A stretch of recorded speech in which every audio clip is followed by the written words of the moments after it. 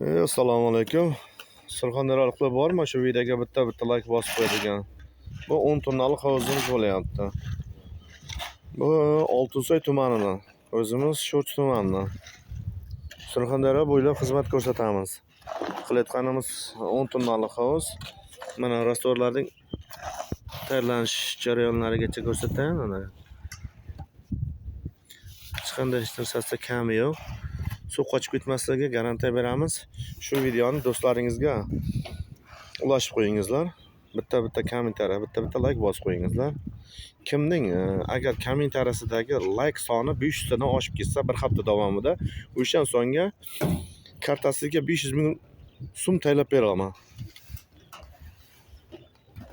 Qani kimning kommentariyasi chiroyli yoziladi ekan?